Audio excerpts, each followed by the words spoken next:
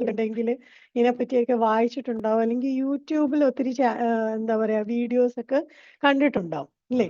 അപ്പൊ ആർക്കെങ്കിലും അറിയാവോ ഈ ഷെയർസ് എന്താണ്? ഈക്വിറ്റി ഷെയർ, പ്രിഫറൻസ് ഷെയർ എന്നൊക്കെ പറയും. പക്ഷെ ഷെയർ എന്താ? ഷെയർ ക്യാപിറ്റൽ അല്ലെങ്കിൽ ഷെയർസ് അതെന്താന്ന് ആർക്കെങ്കിലും അറിയാവോ? അറിയാമെങ്കിൽ നിങ്ങൾ അൺമ്യൂട്ട് ചെയ്ത് പറയുക, അല്ലെങ്കിൽ ജസ്റ്റ് ടൈപ്പ് ചെയ്തിട്ടാലും മതി. ജസ്റ്റ് എന്താ നിങ്ങൾക്ക് അതിൽ നിന്ന് മനസ്സിലാവുന്നത്? ഷെയർ എന്ന് വെച്ചാൽ ഓഹരി പറയും അല്ലേ? അതെന്താ? ആർക്കെങ്കിലും അറിയാവോ?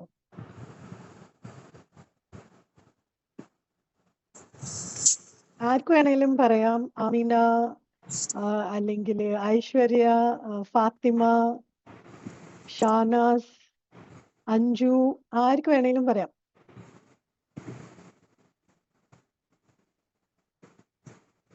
നമ്മൾ ഏതെങ്കിലും കമ്പനി അല്ലെങ്കിൽ ഏതെങ്കിലും ഒരു ബിസിനസ് തുടങ്ങുമ്പോൾ കാശ് വേണമല്ലോ. അപ്പം ആ കാശ് എങ്ങനെയാ തുടക്കത്തിൽ എങ്ങനെയാ ഈ ബിസിനസ് ചെയ്യുന്നത്? അവര് തന്നെ കാശ് ഒരു കൂട്ടുകാരിയുടെ കൂടെ, അല്ലെങ്കിൽ ഫോർ എക്സാമ്പിൾ ഞാൻ ആഞ്ചലീനയും കൂടെയാണ് ഒരു ഒരു എന്താ പറയുക ഒരു ബിസിനസ് തുടങ്ങിയാണ്. അപ്പോൾ നമ്മൾ രണ്ടുപേരും ഇപ്പൊ 1 ലക്ഷം വീതം ഇട്ട് ഒരു ചെറിയ ഇതിൽ ഒരു ബിസിനസ് തുടങ്ങി. ഇനി കുറച്ച് നാൾ കഴിയുമ്പോഴത്തേക്കും നമുക്ക് തോന്നുന്നു ആ ബിസിനസ് നന്നായി പോകുന്നുണ്ട്, ഇനി ഇതിനെ കുറച്ചുകൂടെ ഒന്ന് വികസിപ്പിക്കണം, കുറച്ചുകൂടെ ഒന്ന് എക്സ്പാൻഡ് ചെയ്യണം എന്ന് തോന്നുമ്പോഴത്തേക്കും നമ്മൾ ആലോചിക്കുക. അപ്പൊ ആഞ്ചലീനയെ ഞാനും ആലോചിക്കുക എങ്ങനെ ഇനിയിപ്പം അതിനുള്ള. അപ്പൊ നമ്മൾ വിചാരിക്കും ഓക്കെ, ഒരു ഓപ്ഷൻ ഉള്ളത് നമ്മൾ തന്നെ ഇനിയും കാശുണ്ടെങ്കിൽ ഇടാം. അപ്പൊ ഇപ്പം കാശ് ഇടാനുള്ള ആ സിറ്റുവേഷൻ അല്ലെങ്കിൽ നമുക്ക് ബാങ്കിൽ നിന്ന് കടം എടുക്കാം, റൈറ്റ്? ലോൺ എടുക്കാം.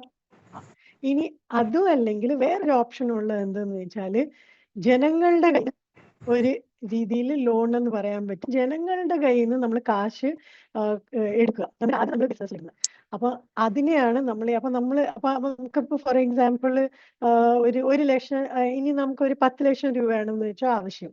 അപ്പൊ നമ്മൾ 10 ലക്ഷം രൂപ ഇങ്ങനെ നമ്മൾ പറയും നമുക്ക് ഷെയർ ഇഷ്യൂ ചെയ്യുന്നുണ്ട്, ഇന്ന കമ്പനിയാണ്, അല്ലെങ്കിൽ ഇന്നതാണ് നമ്മുടെ ബിസിനസിന്റെ പേര്. ഇപ്പം ആഞ്ചലീന ആൻഡ് ദീപ്തി എന്ന് പറഞ്ഞാണ് ബിസിനസിന്റെ എസ്റ്റാബ്ലിഷ്മെന്റിന്റെ പേര്. അപ്പൊ നമുക്ക് 10 ലക്ഷം രൂപയുടെ ആവശ്യമുണ്ട്. അപ്പൊ നമ്മൾ എന്ത് ചെയ്യുന്നു? നമ്മൾ 10 രൂപയുടെ ഓരോ ഷെയർ വെച്ച് നമ്മൾ 1 ലക്ഷം ഷെയർ ഇഷ്യൂ ചെയ്യുന്നു. ഓക്കെ. അപ്പൊ എന്ത് പറ്റും? അപ്പം ജനങ്ങൾ, അതായത് ഇവിടെയുള്ള ബാക്കി ആൾക്കാര് ആർക്കെങ്കിലും ഒക്കെ ഈ കമ്പനിയിൽ തുഴയിടണമെങ്കിൽ, അപ്പൊ അതിപ്പോ അശ്വതി ആകാം, കൃഷ്ണ ആകാം, ആദീഷ് ആകാം, ആർക്ക് വേണമെങ്കിലും ഇപ്പം 10 രൂപ വെച്ച് 1 ലക്ഷം ഷെയർ ഉണ്ടല്ലോ. അപ്പം എനിക്ക് 5000 രൂപയാണ് ഇടണ്ടെങ്കിൽ 500 ഷെയർ 10 രൂപ വെച്ചുള്ളത് മേടിക്കാനായിട്ട് ഉള്ള ആപ്ലിക്കേഷൻ ഇടും. ഓക്കെ. അപ്പൊ ആ ആപ്ലിക്കേഷൻ ഇട്ട് കഴിയുമ്പോൾ പിന്നെ ആ കമ്പനി നമുക്ക് ഷെയർ ഇഷ്യൂ ചെയ്ത് കഴിയുമ്പോഴത്തേക്കും നമ്മൾ ഷെയർ ഹോൾഡർ ആകും.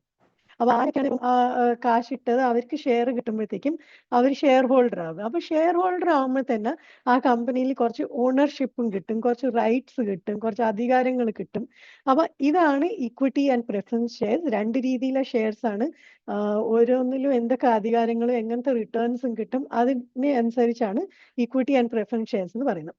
പിന്നെ വേറൊരു രീതിയിലും ഇതേ ബിസിനസ്സിന് കാശ് ഫണ്ട് റേസ് ചെയ്യാൻ വേണ്ടിയിട്ട് ചെയ്യാവുന്നത് ഒന്നിലെ ബോണ്ട്സ് ഇഷ്യൂ ചെയ്യാം, അല്ലെങ്കിൽ ഡിബെഞ്ചേഴ്സ് ഇഷ്യൂ ചെയ്യാം. ഈ ഡിബെഞ്ചർ ബോണ്ടിലൊക്കെ എങ്ങനെയാന്ന് വെച്ചാൽ ഒരു പെർട്ടിക്കുലർ പെർസെൻറ്റേജ് ആയിട്ട് റിട്ടേൺ ആയിട്ട് കിട്ടും. അതായത് നമ്മളിപ്പം 10% അല്ലെങ്കിൽ ഇപ്പൊ എത്ര തുക ഇടുന്നു അതിന്റെ ഒരു 5% എനിക്ക് കിട്ടും, അങ്ങനെ അറിയാം. അതായിരിക്കും ബോണ്ട് ഡിബെഞ്ചറും. അതേ രീതിയിൽ ഗവൺമെന്റ് ആണ് ഇഷ്യൂ ചെയ്യുന്നതെങ്കിൽ അതിനെ നമ്മൾ ഗവൺമെന്റ് സെക്യൂരിറ്റീസ് എന്ന് പറയും. പിന്നെ ഇത് എല്ലാത്തിന്റെയും ഒരു കോമ്പിനേഷൻ ആയിട്ട് വരുന്നതാണ് മ്യൂച്വൽ ഫണ്ട്. ഇപ്പൊ മ്യൂച്വൽ ഫണ്ടിന്റെ അഡ്വർടൈസ്മെന്റ് ഒക്കെ നിങ്ങൾ എല്ലാവരും ടിവിയിൽ കണ്ടിട്ടുണ്ടാവും. ഒത്തിരി ക്രിക്കറ്റേഴ്സ് ഒക്കെ അഡ്വർടൈസ്മെന്റിൽ വരാറുണ്ട്, ധോനി ഇവരൊക്കെ. അപ്പൊ ഇവർ പറയുന്നത് എന്താ? മ്യൂച്വൽ ഫണ്ട് സഹി ഹേ എന്നൊക്കെ പറയുമല്ലോ. അപ്പൊ ഇതിനകത്ത് എന്താ ആക്ച്വലി നമ്മളിപ്പം നമ്മളുടെ കാശ് ഏതെങ്കിലും ഒരു മ്യൂച്വൽ ഫണ്ട് കമ്പനിക്ക് ആസ് എൻ ഇൻവെസ്റ്റർ നമ്മൾ നമ്മുടെ കാശ് ഏതെങ്കിലും ഒരു മ്യൂച്വൽ ഫണ്ട് കമ്പനിക്ക് കൊടുക്കുകയാണെങ്കിൽ ആ കമ്പനി പിന്നെ ആ കാശിനെ പല രീതിയിലായിട്ട് ഇൻവെസ്റ്റ് ചെയ്യാം. ഷെയർസിലാകാം, ബോണ്ട്സിലാകാം, അല്ലെങ്കിൽ ഗവൺമെന്റ് സെക്യൂരിറ്റീസിലാകാം, ഗോൾഡിലാകാം, അങ്ങനെ പല പല സ്ഥലത്തായിട്ട് ഇൻവെസ്റ്റ് ചെയ്യാം. എന്നിട്ട് അതിന് എന്തൊക്കെ റിട്ടേൺ കിട്ടും, അത് ആസ് എൻ ഇൻവെസ്റ്റർ എനിക്ക് കുറച്ച് റിട്ടേൺ ആയിട്ട് കുറച്ച് ബെനിഫിറ്റ്സ് കിട്ടും. അപ്പം ഇങ്ങനെയാണ് പല രീതിയിലെ സെക്യൂരിറ്റീസ്. ഇതൊക്കെയാണ് പല രീതിയിലെ സെക്യൂരിറ്റീസ്. ഇതിന്റെയൊക്കെ ട്രാൻസാക്ഷൻസ് ആണ് നമ്മുടെ സെക്യൂരിറ്റീസ് മാർക്കറ്റിൽ നടക്കുന്നത്. പിന്നെ സെക്യൂരിറ്റീസ് അല്ലാതെ ആയിട്ട് വരുന്നത് എന്തൊക്കെയാണ്? ഒന്ന് ബാങ്കിൽ നിങ്ങൾ പോയി FD ചെയ്തിട്ടുണ്ടാവും അല്ലേ? ഇല്ലെങ്കിൽ നിങ്ങളുടെ പേരൻസ് ചെയ്തിട്ടുണ്ടാവും. അപ്പൊ അത് സെക്യൂരിറ്റീസ് ആയിട്ട് കണക്കാകില്ല. പിന്നെ നമ്മള് പോസ്റ്റ് ഓഫീസിൽ പോയി പല ഇൻവെസ്റ്റ്മെന്റ്സ് ചെയ്യാറുണ്ട്. നാഷണൽ സേവിംഗ് സർട്ടിഫിക്കറ്റ് അല്ലെങ്കിൽ യുനോ പ്രൊവിഡന്റ് ഫണ്ട് ഉണ്ട് അല്ലേ? ഇതൊക്കെ നോൺ സെക്യൂരിറ്റി ഐറ്റംസ് ആണ്. ഇതൊന്നും മാർക്കറ്റുമായിട്ട് ബന്ധപ്പെട്ട ഇൻവെസ്റ്റ്മെന്റ് അല്ല. ഇതിലൊന്നും റിസ്ക് ഉണ്ടാകത്തില്ല. ഓക്കെ. ഇൻഷുറൻസ് പോളിസിയും സെക്യൂരിറ്റീസ് ആയിട്ട് കണക്കാക്കാറില്ല. പിന്നെ ഈ സെക്യൂരിറ്റീസ് മാർക്കറ്റ് എന്താ? ഞാൻ ഈ വേർഡ് ഇതിനു മുമ്പ് ഉപയോഗിച്ചായിരുന്നു. അപ്പം ഇനി നിങ്ങൾ ആലോചിച്ച് പറയാം സെക്യൂരിറ്റീസ് മാർക്കറ്റ് എന്തായിരിക്കും. ഞാൻ സെക്യൂരിറ്റീസിന്റെ മീനിങ് പറഞ്ഞു. ഓക്കെ. മാർക്കറ്റിന്റെ മീനിങ് എല്ലാവർക്കും അറിയാം. നമ്മളൊരു നോർമൽ ഓർഡിനറി മാർക്കറ്റ് ആയിട്ടും കണക്കാക്കിക്കും. ഈ പച്ചക്കറി ഒക്കെ കിട്ടുന്ന മാർക്കറ്റ് ആയിട്ട് കണക്കാക്കിക്കും. ഇനി സെക്യൂരിറ്റീസ് മാർക്കറ്റ് എന്തായിരിക്കും എന്ന് ആരെങ്കിലും പറയുന്നു? Anybody would like to tell?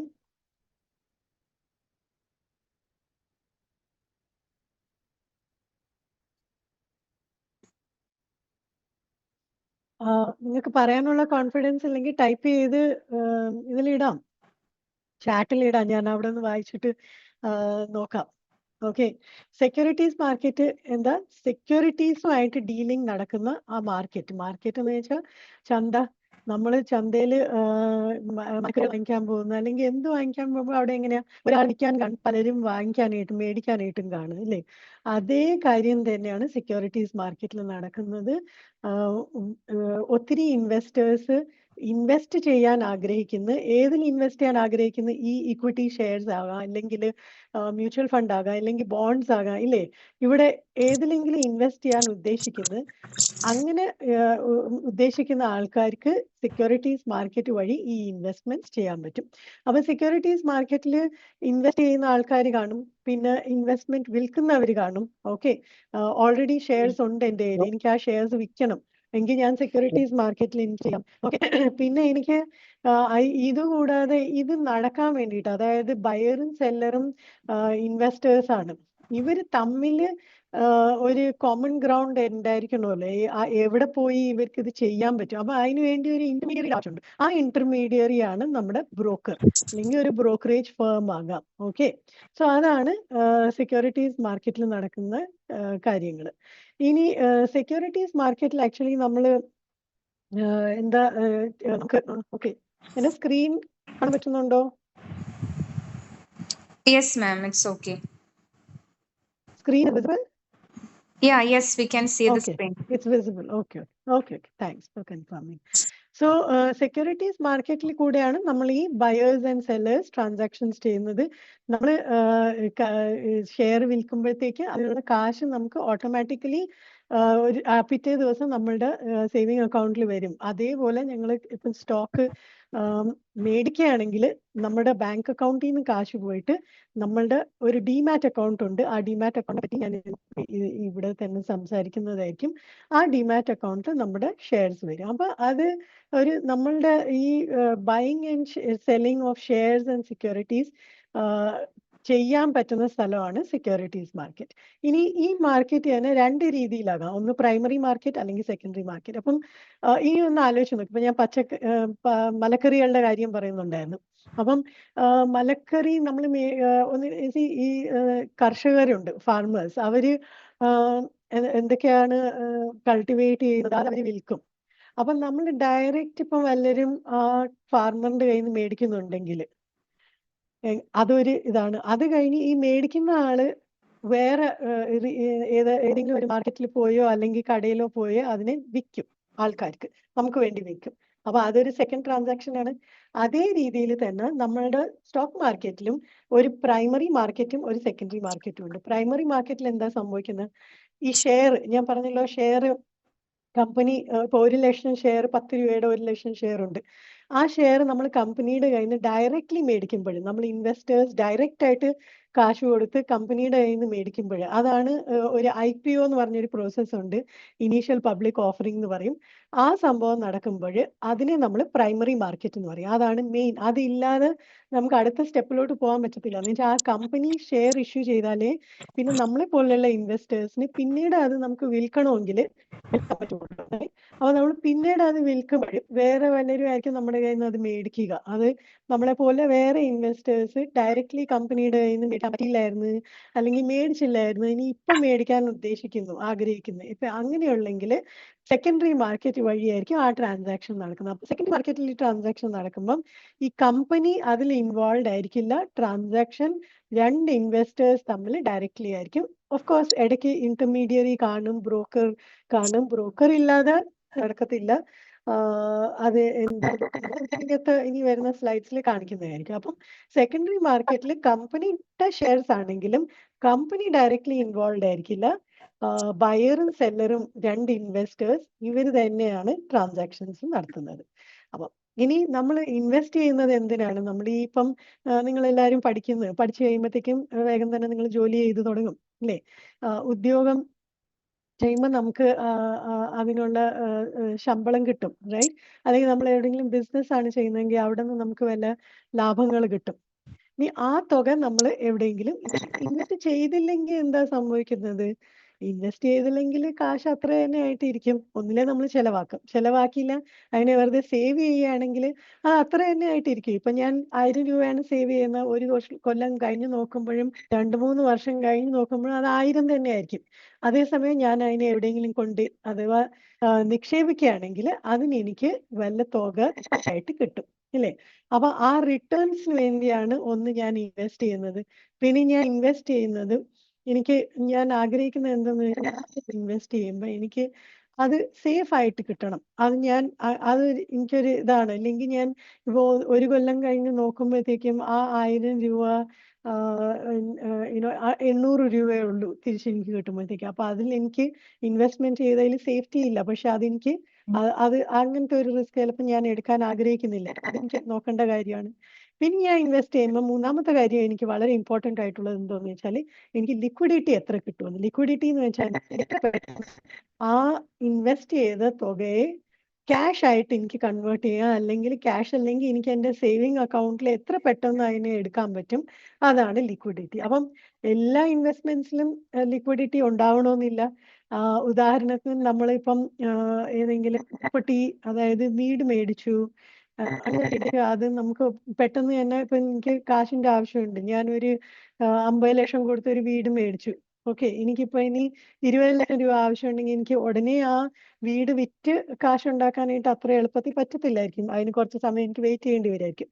അപ്പൊ അവിടെ എനിക്ക് ലിക്വിഡിറ്റി കുറവാണ്. അതേസമയം ഞാനൊരു FD-യിലാണ് കാശുള്ളത് എങ്കിൽ എനിക്ക് ആവശ്യമുള്ളപ്പം അന്ന് തന്നെ എനിക്ക് പോയി ആ FD ക്ലോസ് ചെയ്ത് ഓൺലൈൻ തന്നെ ചെയ്യാൻ പറ്റുന്ന ഓപ്ഷൻ ഉണ്ട്. അപ്പൊ ലിക്വിഡിറ്റി, അപ്പൊ ഇത് ഞാൻ ആസ് എൻ ഇൻവെസ്റ്റർ ഞാൻ ഇത് കൺസിഡർ ചെയ്യും. ഞാൻ എവിടെ ഇൻവെസ്റ്റ് ചെയ്യണം, എവിടെ ഇൻവെസ്റ്റ് ചെയ്താൽ എനിക്ക്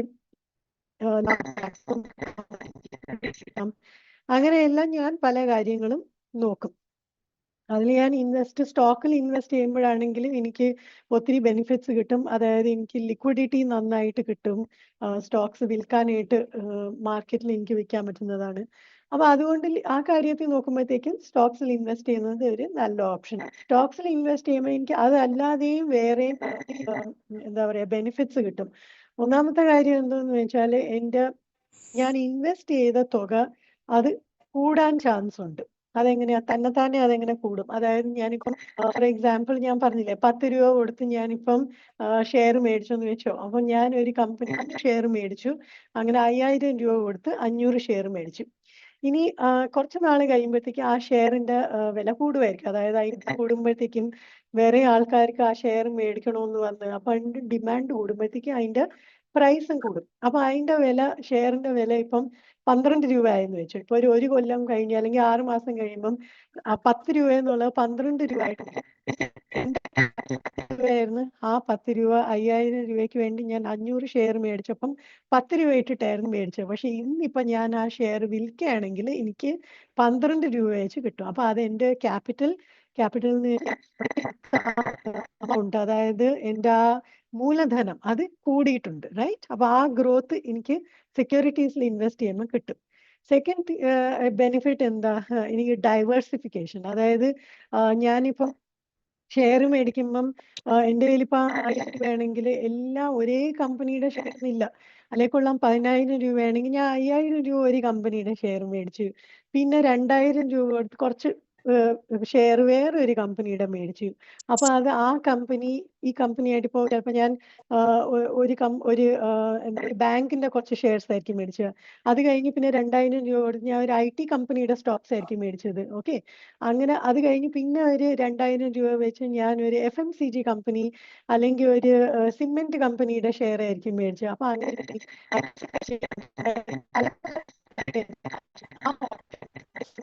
ഞാൻ ഫോർ എക്സാമ്പിൾ FDയിലാണ് ഇൻവെസ്റ്റ് ചെയ്യുന്നതെങ്കിൽ ഞാൻ പോയി അതേ ബാങ്കിൽ തന്നെയാണ് മുഴുവൻ 10,000 കൊടുക്കുന്നതെങ്കിൽ ഡൈവേഴ്സിഫിക്കേഷൻ കുറവായി പോകും. അപ്പൊ അങ്ങനെയാണെങ്കിൽ എനിക്ക് പല ബാങ്കിലായിട്ട് FD ചെയ്യേണ്ടി വരും. അപ്പൊ അതാണ് ഈ ഡൈവേഴ്സിഫിക്കേഷന്റെ അർത്ഥം. അത് നമ്മൾ സെക്യൂരിറ്റീസിൽ ഇൻവെസ്റ്റ് ചെയ്യുമ്പോൾ നമുക്ക് ഡൈവേഴ്സിഫിക്കേഷന്റെ ബെനിഫിറ്റ് കിട്ടും. പിന്നെ റിട്ടേൺസ് എങ്ങനെയാ? ഇപ്പൊ നമ്മൾ ഷെയറിൽ ഇൻവെസ്റ്റ് ചെയ്യുമ്പോഴാണെങ്കിൽ നമ്മൾ അതിന് ഇൻട്രസ്റ്റ് എന്നല്ല പറയുന്നത്, നമ്മൾ ഡിവിഡൻഡ് ആണ്. ഓക്കെ. അതേപോലെ നമ്മൾ ബോണ്ടിലാണ് ഇൻവെസ്റ്റ് ചെയ്യുന്നതെങ്കിൽ നമുക്ക് അതിൽ കുറച്ച് റിട്ടേൺ ഇൻട്രസ്റ്റ് ആയിട്ട് കിട്ടും. അപ്പൊ ഈ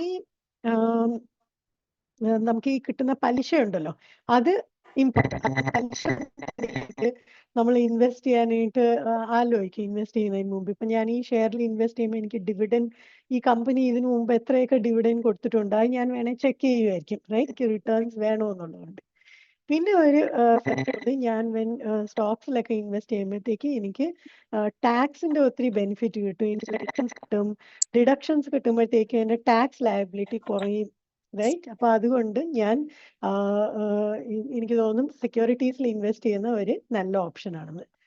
പിന്നെ നമ്മൾ യങ് ഏജിലാണ് ഇൻവെസ്റ്റ് ചെയ്യുന്നതെങ്കിൽ അത് ഒത്തിരി അധികം ബെനിഫിഷ്യൽ ആണ്. അതിനി സ്റ്റോക്സിലായാലും FDയിലായാലും ബോണ്ട് ആയാലും ഗോൾഡ് ആയാലും എവിടെ ആയാലും നമ്മൾ ഇൻവെസ്റ്റ് ചെയ്യുമ്പോൾ ഒരു യങ് ഏജിൽ തന്നെ ഇൻവെസ്റ്റ് ചെയ്ത് തുടങ്ങുകയാണെങ്കിൽ അതിന് അഡ്വാൻറ്റേജ് എന്താ? അപ്പൊ നമുക്ക് കൂടുതൽ സമയത്തേക്ക് കാശ് ഇൻവെസ്റ്റ് ചെയ്ത് ഇപ്പൊ ഞാൻ അറ്റ് ദ ഏജ് ഓഫ് 30 ആണ് ഇൻവെസ്റ്റ്മെന്റ് തുടങ്ങുന്നത്. എന്നിട്ട് എനിക്ക് 60-ാം വയസ്സിൽ റിട്ടയർ ആവണമെങ്കിൽ എൻ്റെ കയ്യിൽ 30 വർഷമേ ഉള്ളൂ എൻ്റെ ആ കാശ് ഇങ്ങനെ ഇൻവെസ്റ്റ് ചെയ്ത് ഇരിക്കാനായിട്ട്.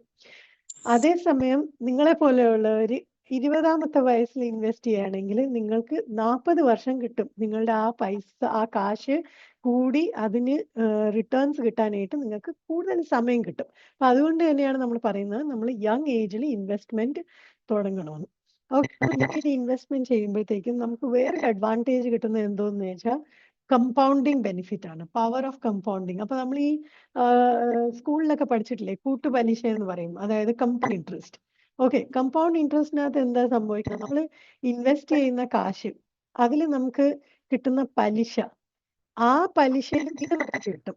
ഓക്കെ. ഫോർ എക്സാമ്പിൾ ഞാൻ 1 ലക്ഷം രൂപ ഇൻവെസ്റ്റ് ചെയ്ത് എനിക്ക് 3 മാസം കഴിയുമ്പോൾ 3000 രൂപ അഥവാ കിട്ടിയെങ്കിൽ അടുത്ത 3 മാസത്തെ ഇൻട്രസ്റ്റ് കാൽക്കുലേറ്റ് ചെയ്യുമ്പോൾ 1,30,000-ലായിരിക്കും കാൽക്കുലേറ്റ് ചെയ്യുന്നത്. അപ്പൊ അതിന്റെ ഇൻട്രസ്റ്റ് 3,500 ആയിരിക്കും കിട്ടുന്നത്. എന്ന് വെച്ചാൽ എന്റെ പ്രിൻസിപ്പൽ കൂടിയല്ലോ. അപ്പൊ ആ 3,500 കൂടെ ആഡ് ചെയ്തിട്ട് അടുത്ത 3 മാസത്തെ ഇൻട്രസ്റ്റ് കാൽക്കുലേറ്റ് ചെയ്യുമ്പോഴേ അല്ലെ അടുത്ത ക്വാർട്ടറിലെ ഇൻട്രസ്റ്റ് കാൽക്കുലേറ്റ് ചെയ്യുമ്പോൾ ആ ടോട്ടൽ എമൗണ്ടിലായിരിക്കും കാൽക്കുലേറ്റ് ചെയ്യുന്നത്. അപ്പൊ അങ്ങനെ വരുമ്പോഴത്തേക്കും നമ്മൾ അതിനെ കമ്പൗണ്ട് ഇൻട്രസ്റ്റ് പറയുന്നുണ്ട്. അത് നിങ്ങൾക്ക് എല്ലാവർക്കും ഓർമ്മ കാണും, സ്കൂൾ ടൈമിൽ കമ്പൗണ്ട് ഇൻട്രസ്റ്റ് പഠിച്ചിട്ടുണ്ടല്ലോ. അപ്പൊ നമ്മൾ പറയും സിമ്പിൾ ഇൻട്രസ്റ്റിനെക്കാളും ബെറ്റർ ആണ് കമ്പൗണ്ട് ഇൻട്രസ്റ്റ്. അപ്പൊ കമ്പൗണ്ട് ഇൻട്രസ്റ്റിന്റെയും ഫുൾ ബെനിഫിറ്റ് നമ്മൾ എടുക്കണമെങ്കിൽ നമ്മൾ കൂടുതൽ സമയത്തേക്ക് കാശ് ഇൻവെസ്റ്റ് ചെയ്ത് വെച്ചേക്കണം. എത്രയും കൂടുതൽ കാശ് ഇൻവെസ്റ്റ് ചെയ്യും അത്രയും കൂടുതൽ നമുക്ക് റിട്ടേൺ കിട്ടാനുള്ള ചാൻസ് ഉണ്ട്. ഞാൻ അങ്ങനെ ഒരു എക്സാമ്പിൾ ഇവിടെ സ്ക്രീനിൽ കാണിക്കുന്നുണ്ട്. ഇവിടെ 2 പേര് ഇൻവെസ്റ്റ്മെന്റ് ചെയ്യുന്നുണ്ട്. ഒരാള് 25-ാമത്തെ വയസ്സിൽ ഇൻവെസ്റ്റ്മെന്റ് ചെയ്ത് തുടങ്ങും. ഓക്കെ. എത്രയാണ് ഇൻവെസ്റ്റ് ചെയ്യുന്ന? 5,000 രൂപ വെച്ച് ഇൻവെസ്റ്റ് ചെയ്യുന്ന ഓരോ മാസവും. അപ്പൊ റിട്ടയർ ആകാൻ ആഗ്രഹിക്കുന്നത് 60 വയസ്സിലാണ്. അപ്പൊ 35 വർഷം വരെയും കാശ് ഇൻവെസ്റ്റ് ചെയ്തുകൊണ്ടിരിക്കും. അപ്പൊ 5,000 രൂപ മാസം തോറും ഇൻവെസ്റ്റ് ചെയ്യുമ്പോഴത്തേക്കും 35 വർഷം കൊണ്ട് 21 ലക്ഷം ഇൻവെസ്റ്റ് ചെയ്തിട്ടുണ്ടാവും. ഓക്കെ. വേറൊരു സിറ്റുവേഷൻ നോക്കാം. സപ്പോസ് വേറൊരു വ്യക്തി ഇപ്പം 35 വയസ്സായിരുന്നപ്പോഴാണ് ഇൻവെസ്റ്റ്മെന്റ് തുടങ്ങിയത്. ഓക്കെ. അപ്പം 10 കൊല്ലം കഴിഞ്ഞാണ് ഇൻവെസ്റ്റ്മെന്റ് തുടങ്ങിയത്. അപ്പം പക്ഷേ സെയിം എമൗണ്ട് 5,000 തന്നെ മാസം തോറും ഇടും. 60-ാമത്തെ വയസ്സിൽ റിട്ടയർ ആകണം. അപ്പോൾ 25 വർഷത്തേക്ക് 5,000 രൂപ മാസം തോറും ഇടുമ്പോഴത്തേക്കും 15 ലക്ഷം രൂപ ഇടും. നമ്മൾ ഇനി ഈ 2 കേസിലും അസ്യൂം ചെയ്യാണ് ഇൻട്രസ്റ്റ് റേറ്റ് 6%. അപ്പൊ നമ്മൾ ഈ റിട്ടേൺ എത്രയാണ് കിട്ടുന്നത്? 60-ാമത്തെ വയസ്സിൽ എത്ര എമൗണ്ട് കാണും 25-കാരനും 35-കാരന്റെയും കയ്യിൽ? അത് നമ്മൾ കമ്പയർ ചെയ്യുകയാണെങ്കിൽ നോക്ക് 15 ഇൻവെസ്റ്റ് ചെയ്തത്. ഓക്കെ, 21 ലക്ഷം ഇൻവെസ്റ്റ് ചെയ്തപ്പോഴത്തേക്കും ഓൾമോസ്റ്റ് 72 ലക്ഷമാണ് ഓൺ റിട്ടയർമെന്റ് കിട്ടാൻ പോകുന്നത്. അത് ആക്ച്വലി മോർ ദാൻ ഡബിൾ ഈ ലേറ്റ് ഇൻവെസ്റ്ററിന്റെ amount ഏർലി ഇൻവെസ്റ്ററിന് കിട്ടുന്നുണ്ട്. For the same 5,000 rupees, same 6%, but only difference is 10 വർഷത്തെ ഡിലേ ഉണ്ടായിട്ടുണ്ട്. ഈ 10 വർഷത്തെ ഡിലേ കൊണ്ട് ഒന്നാമത്തേതിന് നമ്മുടെ പ്രിൻസിപ്പൽ എമൗണ്ട് തന്നെ 15 ലക്ഷം ആയിപ്പോയി, അതൊരു കാരണം. പിന്നെ മെയിൻ കാരണം എന്തെന്നാണെന്ന് വെച്ചാല് ഈ സെക്കൻഡ് പേഴ്സണിന് കമ്പൗണ്ട് ഇൻട്രസ്റ്റിന്റെ ബെനിഫിറ്റ് എടുക്കാൻ പറ്റിയിട്ടില്ല. എടുക്കാൻ പറ്റി, പക്ഷേ not as much as the early investor. അതായത് ഏർലി ഇൻവെസ്റ്റർ ഓൾറെഡി ആദ്യത്തെ 10 കൊല്ലം കൊണ്ട് ഇങ്ങേരുടെ ഇൻവെസ്റ്റ്മെന്റിന്റെ വാല്യൂ ഓൾറെഡി 8 lakh 9 lakh അടുപ്പിച്ച് ആയി കഴിഞ്ഞു.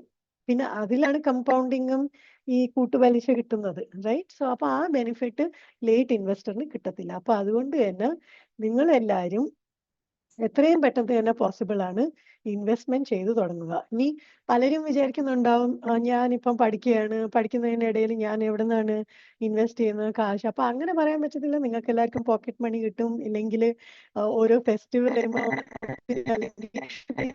കിട്ടുമല്ലോ.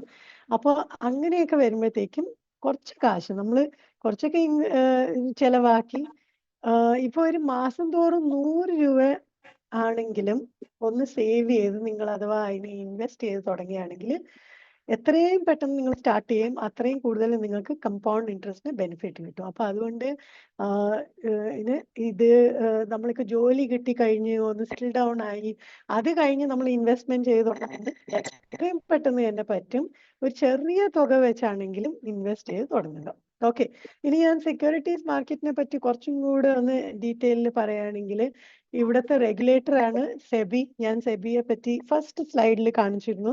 Securities and exchange board of India. SEBI പല എൻറ്റിറ്റീസിനെ റെഗുലേറ്റ് ചെയ്യുന്നുണ്ട്. അതായത് rules and regulations, guide lines, പിന്നെ എന്തെങ്കിലുമൊക്കെ ഇല്ലീഗൽ ആയിട്ട് ആരെങ്കിലും ഏതെങ്കിലും എൻറ്റിറ്റീസ് അങ്ങനെ ഇല്ലീഗൽ ആക്ടിവിറ്റീസ് അങ്ങനെ ചെയ്താൽ അവർക്ക് പെനാൽറ്റി ഇടുക, ഇതൊക്കെ സെബിയുടെ ഫംഗ്ഷനാണ്. സെബിയാണ് ഇവർക്ക് രജിസ്ട്രേഷൻ കൊടുക്കുന്നത്. പിന്നെ ഇവർക്ക് ഇവരുടെ ബിസിനസ് തുടങ്ങാൻ വേണ്ടിയുള്ള രജിസ്ട്രേഷൻ ചെയ്യുന്നത്, ഇതൊക്കെ സെബി ആണ് എല്ലാം റെസ്പോൺസിബിലിറ്റി. സെബിക്കാണ് ഇതിന്റെ ഫുൾ റെസ്പോൺസിബിലിറ്റി.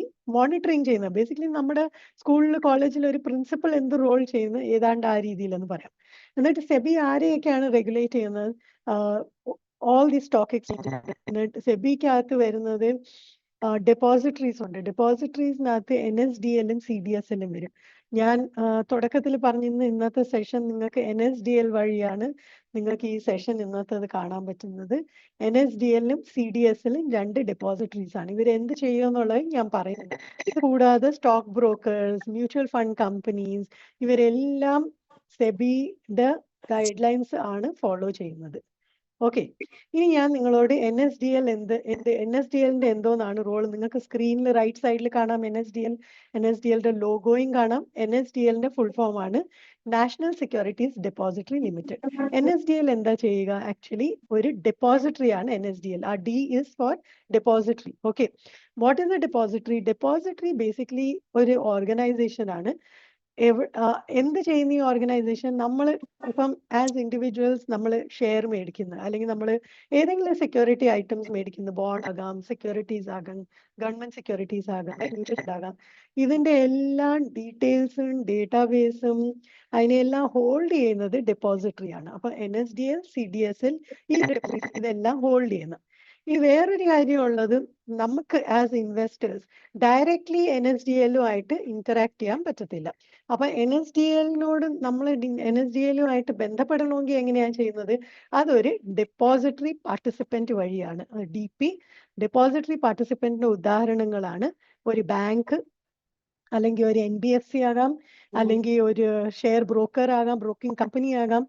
ഇവർ വഴിയാണ് നമ്മൾ നമ്മുടെ ഷെയർ മേടിച്ച് അതിന് നമ്മൾ നമ്മളുടെ അക്കൗണ്ടിൽ ഹോൾഡ് ചെയ്യുന്നുണ്ടല്ലോ, അത് NSDL ആകാം അല്ലെങ്കിൽ CDSL ആകാം, ഇവരുമായിട്ട് നമ്മൾ ഹോൾഡ് ചെയ്യും. അതിനു വേണ്ടി നമുക്ക് ആ ബ്രിഡ്ജ് ഉണ്ടാക്കി തരുന്നത് ഈ ഡെപ്പോസിറ്ററി പാർട്ടിസിപ്പന്റ് ആണ്. നിങ്ങൾക്ക് ഇപ്പൊ സ്ക്രീനിൽ കാണാം. ഇപ്പൊ ഒരു കമ്പനിയുടെ ഷെയർസ് ആണ് മേടിക്കുന്നതെങ്കിൽ, ഇപ്പൊ ഞാൻ ഇവിടെ ഒരു അക്കൗണ്ട് ഹോൾഡർ ആണ്. ആ അക്കൗണ്ട് ഞാൻ ഏതെങ്കിലും ഒരു ബാങ്ക് അല്ലെങ്കിൽ ഒരു സ്റ്റോക്ക് ബ്രോക്കറോ അല്ലെങ്കിൽ ഒരു NBFCയിലോ ചെന്ന് ഓപ്പൺ ചെയ്യുമായിരിക്കും. അപ്പോൾ അത് ഒരു ഡെപ്പോസിറ്ററി പാർട്ടിസിപ്പൻ്റ് ആണ്.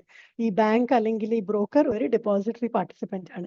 എന്നിട്ട് ഈ DP ഡെപ്പോസിറ്ററി പാർട്ടിസിപ്പൻ്റ് ആണ് പിന്നെ NSDL-ഉമായിട്ട് കണക്റ്റഡ്. അപ്പോൾ NSDL-ലാണ് ഞാൻ എൻ്റെ ഷെയർസിൻ്റെ ഡീറ്റെയിൽസ് എല്ലാം ഹോൾഡ് ചെയ്യുന്നത്. എന്നാൽ തന്നെ ഇതെനിക്ക് ഡയറക്റ്റ്ലി അല്ല, ഞാനൊരു ഡെപ്പോസിറ്ററി പാർട്ടിസിപ്പൻ്റ് വഴിയാണ് ഇത് ചെയ്യുന്നത്. പിന്നെ ഞാൻ ഷെയർസ് വിൽക്കുകയോ മേടിക്കുകയോ എന്തെങ്കിലും ചെയ്യുമ്പോഴത്തേക്കും എനിക്ക് ഒരു ക്ലിയറിംഗ് കോർപ്പറേഷൻ വഴിയാണ് ഈ ട്രാൻസാക്ഷൻ നടക്കുന്നത്. സോ ദാറ്റ് ഈസ് ഇനി പല കാര്യങ്ങൾ ഒരു ഡെപ്പോസിറ്ററി പാർട്ടിസിപ്പൻറ്റ് ചെയ്യുന്നുണ്ട്. ആരാ ഡെപ്പോസിറ്ററി പാർട്ടിസിപ്പൻറ്റ്? ഡെപ്പോസിറ്ററി പാർട്ടിസിപ്പൻറ്റ് നമ്മൾ എവിടെ നമ്മുടെ ഡിമാറ്റ് അക്കൗണ്ട്, അതായത് നമ്മൾ അക്കൗണ്ട് എവിടെയാണ് ഓപ്പൺ ചെയ്തിരിക്കുന്നത് അതാണ് ഡെപ്പോസിറ്ററി പാർട്ടിസിപ്പൻറ്റ്. ഞാനിപ്പോൾ വാക്ക് ഉപയോഗിച്ച് ഡിമാറ്റ്, റൈറ്റ്? ഡിമാറ്റിന്റെ അർത്ഥമാണ് ഡിമാറ്റീരിയലൈസേഷൻ. ഇനി ആ ഫുൾ ഫോം വിട്ടോള്, വെറുതെ ഡിമാറ്റ് എന്ന് പറഞ്ഞോളൂ. ഇപ്പൊ ഡിമാറ്റ് അക്കൗണ്ട് എന്താ? നമുക്ക് ഷെയർസ് മേടിക്കണം, ഓക്കെ, എങ്കിൽ നമ്മൾ മേടിച്ചു കഴിഞ്ഞ് ആ ഷെയർ എവിടെയെങ്കിലും കാണണമല്ലോ, നമുക്ക് ഹോൾഡ് ചെയ്യണമല്ലോ.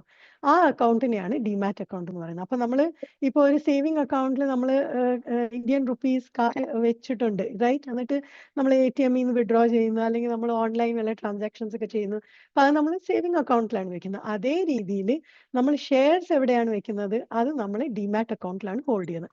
ഡിമാറ്റ് അക്കൗണ്ട് നമ്മൾ എവിടെ ഓപ്പൺ ചെയ്യുന്നത്? ഏതെങ്കിലും ഒരു ഡെപ്പോസിറ്ററി പാർട്ടിസിപ്പൻറ്റിന്റെ അടുത്ത്. ആ ഡെപ്പോസിറ്ററി പാർട്ടിസിപ്പൻറ്റ് ഒരു ബാങ്ക് ആകാം, ഓക്കെ, ഒരു NBFC ആകാം, അല്ലെങ്കിൽ ഏതെങ്കിലും ഒരു ബ്രോക്കറേജ് ഫേം ആകാം. ഇതാണ് നമ്മുടെ ഡെപ്പോസിറ്ററി പാർട്ടിസിപ്പൻറ്റ്. അപ്പൊ നമ്മൾ ഇവിടെ അക്കൗണ്ട് ഓപ്പൺ ചെയ്യാം. നമുക്ക് അവിടെ നമ്മുടെ അക്കൗണ്ട് ഡീറ്റെയിൽസ് എല്ലാം എന്തെങ്കിലും അഡ്രസ് ഒക്കെ ചേഞ്ച് ഉണ്ടെങ്കിൽ അത് ചെയ്യാം. പിന്നെ നമുക്ക് എപ്പോഴെങ്കിലും ലോൺ ആവശ്യമുണ്ടെങ്കിൽ അത് നമുക്ക് ഈ ഡെപ്പോസിറ്ററി പാർട്ടിസിപ്പൻറ്റ് വഴി എടുക്കാം, ഓക്കെ. പിന്നെ നമുക്ക് വല്ലവർക്കും ഷെയർസ് വിൽക്കണമെങ്കിൽ, അല്ലെങ്കിൽ നമ്മൾ വല്ലരുടെയും കയ്യിൽ നിന്ന് ഷെയർസ് മേടിച്ചിട്ടുണ്ടെങ്കിൽ ആ ട്രാൻസാക്ഷൻസും എല്ലാം നടക്കാൻ വേണ്ടിയിട്ട് ഡിമാറ്റ് അക്കൗണ്ട് നമുക്ക് ആവശ്യമാണ്, ഓക്കെ. ഇനി ഡിമാറ്റ് അക്കൗണ്ടിന്റെ ഇതിനെയും പറ്റി ഞാൻ കുറച്ചുകൂടെ ഡീറ്റെയിൽ കുറച്ച് കഴിഞ്ഞ് ഇത് 2-3 സ്ലൈഡ് കഴിഞ്ഞ് വീണ്ടും ചെയ്യാം. അതിന്റെ കോൺസെപ്റ്റ് നിങ്ങൾക്ക് അറിഞ്ഞിരിക്കേണ്ടത് എന്തെന്ന് വെച്ചാൽ മണി ലോണ്ടറിങ്ങും AML, ആന്റി മണി ലോണ്ടറിങ്. അപ്പൊ മണി ലോണ്ടറിങ്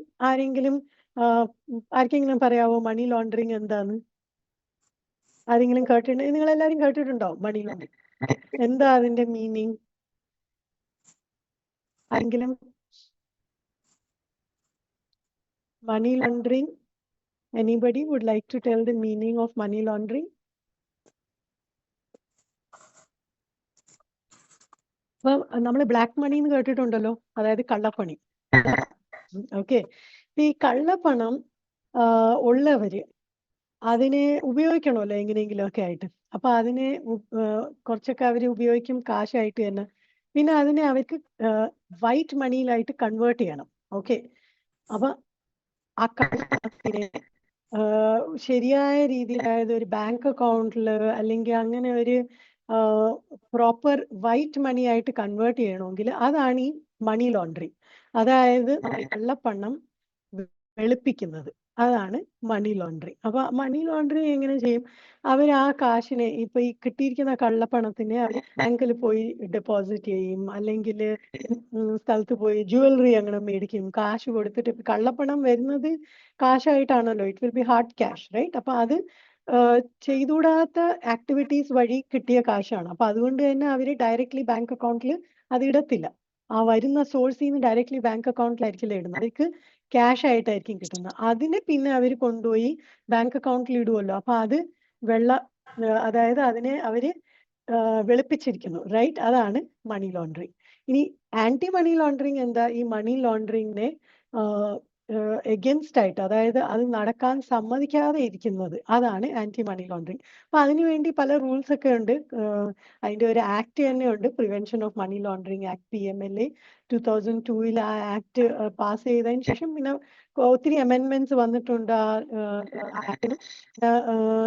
ഈ പ്രിവെൻഷൻ ഓഫ് മണി ലോണ്ടറിങ് ആക്ടിന്റെ ഇത് പ്രകാരം തന്നെ നമ്മൾ ഇപ്പൊ നിങ്ങൾ നോക്കും, ബാങ്കിൽ നിങ്ങൾ പോയി എവിടെയെങ്കിലും നിങ്ങൾ ഒരു വലിയ തുക അങ്ങ് ക്യാഷ് ആയിട്ട് ഡെപ്പോസിറ്റ് ചെയ്യാൻ ഉദ്ദേശിക്കുന്നെങ്കിൽ ഉടനെ ബാങ്ക് നിങ്ങളോട് ചോദിക്കും ഇത്രയും ക്യാഷ് കിട്ടിയെന്ന്. ഓക്കെ, അപ്പൊ നമുക്ക് ഇത് പറയാൻ പറ്റില്ല, ഓ ഞാൻ എവിടെന്നെങ്കിലും കൊണ്ടുവന്നോട്ടെ, നിങ്ങൾക്ക് എന്താ, അങ്ങനെ നമുക്ക് പറയാൻ പറ്റത്തില്ല. എന്തെന്ന് വെച്ചാൽ RBI, സെബി ഇവരെല്ലാം ആവശ്യപ്പെടുന്നുണ്ട് നമ്മൾ ഇതുപോലെ ഇങ്ങനെ ക്യാഷ് ആയിട്ട് നമ്മൾ ഇന്നത്തെ ഡേറ്റിൽ കൊണ്ടുവരുന്നുണ്ടെങ്കിൽ അതിന്റെ കാരണം എന്തോന്നാണെന്ന് അത് നമ്മൾ ഡിക്ലെയർ ചെയ്തിരിക്കണം. അപ്പൊ ബാങ്ക് നമ്മളോട് ചോദിക്കുകയാണെങ്കിൽ അത് നമ്മൾ പറയണം എവിടെ നിന്നാണ് നമുക്കത് കിട്ടിയത്. അപ്പൊ അതെന്തിനാണ് അങ്ങനെ ഒരു റൂൾ വെച്ചിരിക്കുന്നത്? സസ്പീഷ്യസ് ട്രാൻസാക്ഷൻസ് അതിനെ ഹാൻഡിൽ ചെയ്യാൻ വേണ്ടിയിട്ട്. സസ്പീഷ്യസ് ട്രാൻസാക്ഷൻ എന്താ?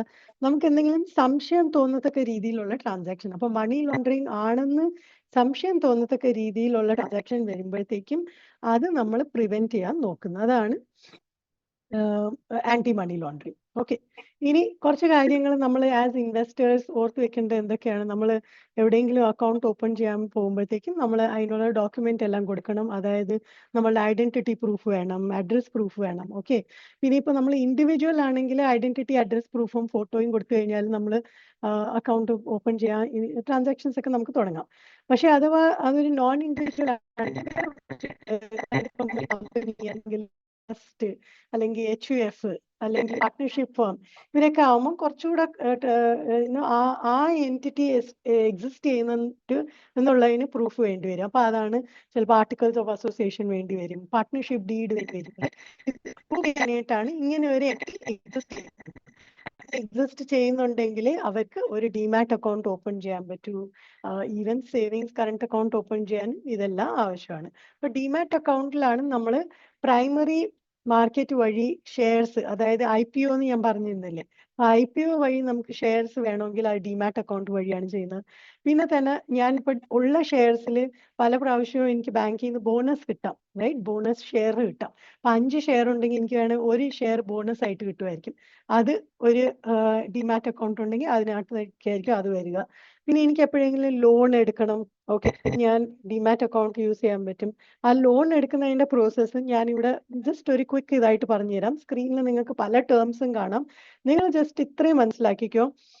ഇപ്പൊ ഞാനിപ്പോ എൻ്റെ കയ്യിൽ കുറച്ച് ഷെയർസ് ഉണ്ടെന്ന് വെച്ചോ, എനിക്ക് ആ ഷെയർസിനെ പ്ലെഡ്ജ് ചെയ്ത്, അതായത് ആസ് സെക്യൂരിറ്റി കൊടുത്തിട്ട് എനിക്ക് സപ്പോസ് ലോൺ എടുക്കണം. അപ്പൊ നിങ്ങൾ എല്ലാവരും ഗോൾഡ് ലോണിനെ പറ്റി കണ്ടിട്ടും കേട്ടിട്ടും ഒക്കെ ഉണ്ടാവും, റൈറ്റ്? എന്തോന്നാണ് അതിൽ സംഭവിക്കുന്നത്? നമ്മൾ കുറച്ച് സ്വർണം കൊടുക്കുമ്പോഴത്തേക്കും അവിടെ അവരതിനെ ആസ് സെക്യൂരിറ്റി വെച്ചിട്ട് നമുക്ക് കാശ് തരും. അതിന് എത്ര വാല്യൂ ഉണ്ട് അതിന്റെ ഒരു സർട്ടൻ ശതമാനം, ഒരു 50-60% ആയിട്ട് നമുക്ക് ലോൺ തരും. ഓക്കെ, ഇതേപോലെ ഇപ്പൊ എനിക്ക് ഷെയർസിന്റെ ആവശ്യം ഉണ്ടെങ്കിൽ ഞാൻ ബോറോവർ ആണെങ്കിൽ, അതായത് ഞാനാണ് ലോൺ എടുക്കുന്നതെങ്കിൽ നമ്മളുടെ ഈ ഷെയറിന്റെ ഇത് വരുമ്പോഴത്തേക്കും എന്റെ പ്ലെഡ്ജറായിരിക്കും പറയുന്നത്. അപ്പൊ ഞാൻ എൻ്റെ DPയിൽ കോൺടാക്ട് ചെയ്തിട്ട് പറയും എനിക്ക് കാശിന്റെ ആവശ്യമുണ്ട്, ലോൺ എടുക്കണം. അപ്പൊ എന്റെ പ്ലെഡ്ജർ എന്ത് ചെയ്യും? ഞാൻ പറഞ്ഞു NSDL, റൈറ്റ്, NSDL അല്ലെങ്കിൽ CDS. അവർക്ക് എൻ്റെ ഈ ഷെയർസിന്റെ ഡീറ്റെയിൽസ് എല്ലാം കൊടുത്തിട്ട് പ്ലെഡ്ജ് ക്രിയേറ്റ് ചെയ്യും, അതായത് ഒരു റൈറ്റ് ക്രിയേറ്റ് ചെയ്യും. സോ ദാറ്റ് ഈ ഷെയർസിന്റെ മുകളിൽ ഒരു റൈറ്റ് ക്രിയേറ്റ് ചെയ്യും. അപ്പൊ ആ റൈറ്റ് ക്രിയേറ്റ് ചെയ്യുമ്പോൾ എന്താ, ഇപ്പം എനിക്ക് ആദ്യം ലോൺ കിട്ടും. ഓക്കെ, ഞാൻ ആ റൈറ്റ് അവർ ക്രിയേറ്റ് ചെയ്തിട്ട് ഈ പ്ലെഡ്ജി ഉണ്ടല്ലോ, പ്ലെഡ്ജി ആരാ എനിക്ക് ലോൺ തരുന്നത്? അവര്. ആ പ്ലെഡ്ജി അവരുടെ DP വഴി എനിക്ക് ലോൺ തരും. ലോൺ കിട്ടിയതിന് ശേഷം ഓക്കെ, ഞാൻ ആ ലോണിന്റെ കാശ് തുക മുഴുവൻ ഉപയോഗിച്ച് അത് കഴിഞ്ഞ് എനിക്ക് എൻ്റെ ആവശ്യങ്ങളെല്ലാം നടന്ന് അത് കഴിഞ്ഞ് ഞാൻ ഇനി ഈ ലോൺ റൈറ്റ് ഞാൻ തിരിച്ചു കൊടുക്കുമ്പോൾ എന്താ സംഭവിക്കുന്നത്? ഇനി എനിക്ക് ആ ഷെയർ തിരിച്ചു കിട്ടണമല്ലോ. നമ്മൾ സ്വർണം തിരിച്ചെടുക്കുന്നത് പോലെ ഷെയർ എനിക്ക് തിരിച്ചു കിട്ടും. അപ്പൊ ഞാൻ എൻ്റെ ലോൺ തിരിച്ചടച്ച് കഴിയുമ്പോഴത്തേക്ക് ഞാൻ വെച്ചിരുന്ന ഷെയറും എനിക്ക് തിരിച്ചു കിട്ടും. ഇതെല്ലാം ആക്ച്വലി ഇതെല്ലാം ഇലക്ട്രോണിക് വേയിലാണ് ഇപ്പൊ നടക്കുന്നത്. അപ്പം ആക്ച്വൽ ഇതിൽ ഷെയർ അങ്ങോട്ട് കൊടുക്കുക ഇങ്ങോട്ട് കൊടുക്കുക അതൊക്കെ ഇൻ ഓട്ടോമേറ്റഡ് വേ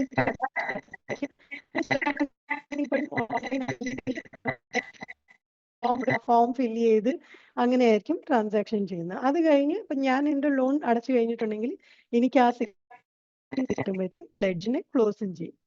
ഇനി അഥവാ ഞാൻ ലോൺ തിരിച്ചടക്കില്ല, ഒരു കൊല്ലത്തേക്ക്, ഒരു വർഷത്തിനകം എനിക്ക് ലോൺ തിരിച്ചടയ്ക്കാൻ പറ്റിയില്ലെങ്കിൽ എന്താ ചെയ്യുന്നത്?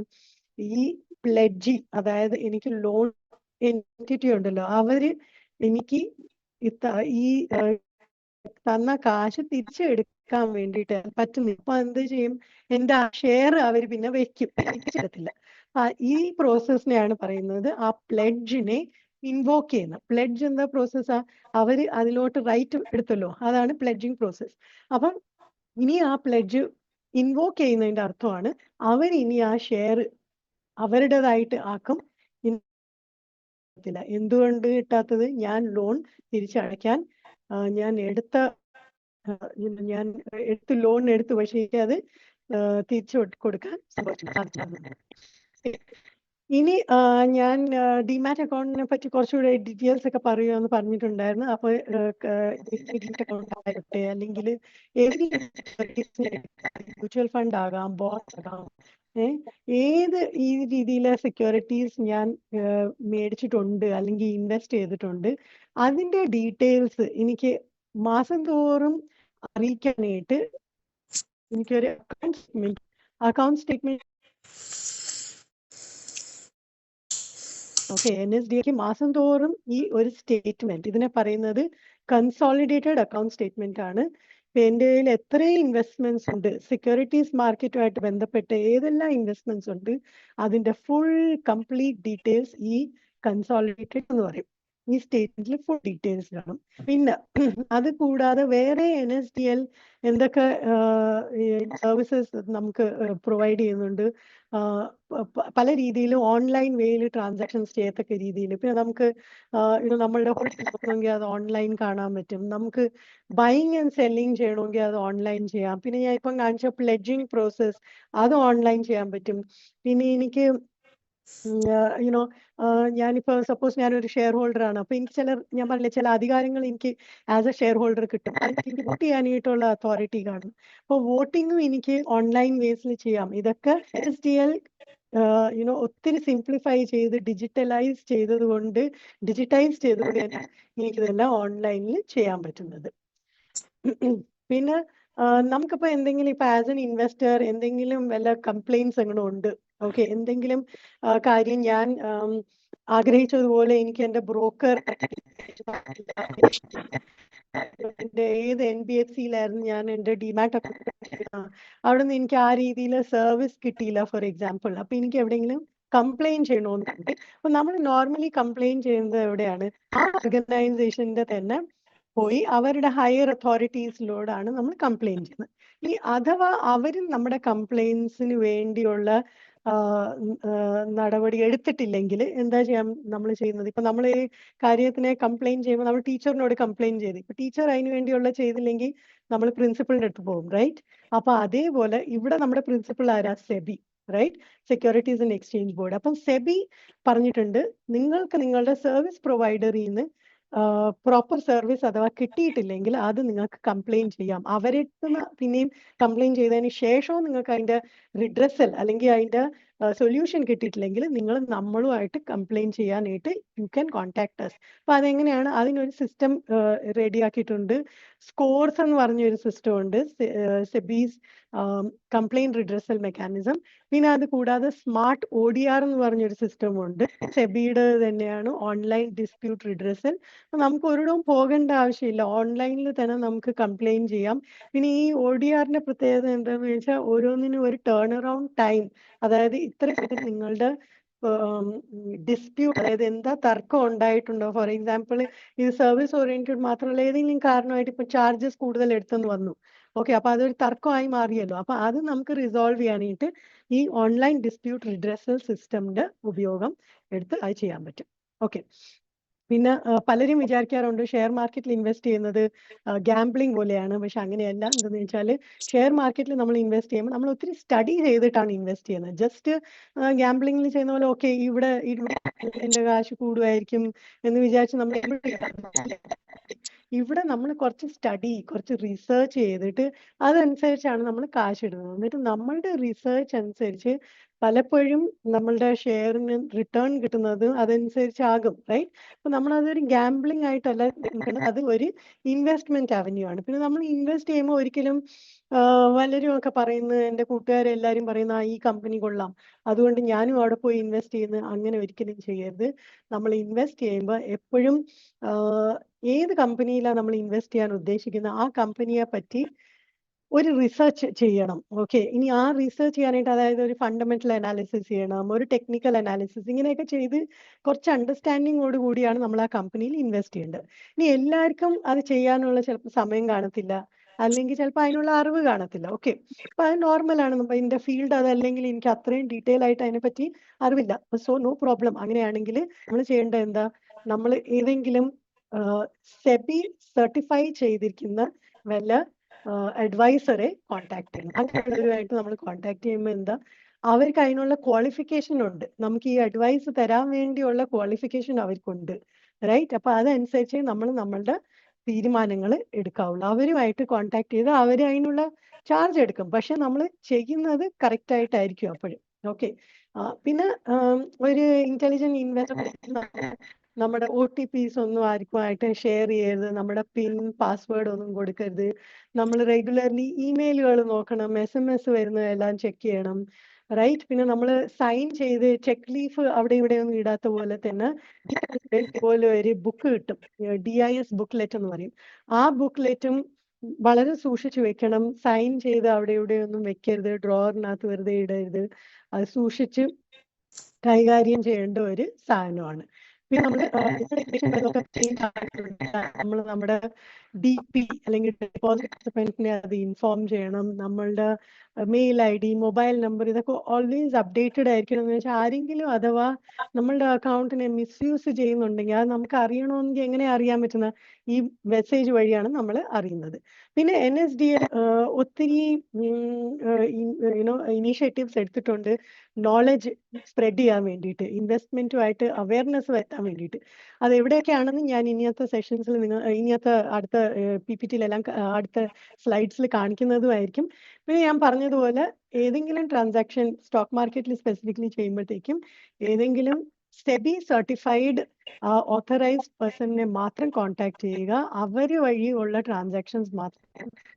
നമുക്ക് പിന്നെ അതിനുള്ള നോളജ് ഒക്കെ കിട്ടിക്കഴിയുമ്പം പിന്നെ നമ്മൾ തന്നെ ചെയ്യുന്നു. Okay, that's A different. പിന്നെ നമ്മൾ ഇപ്പൊ ഞാൻ പറഞ്ഞ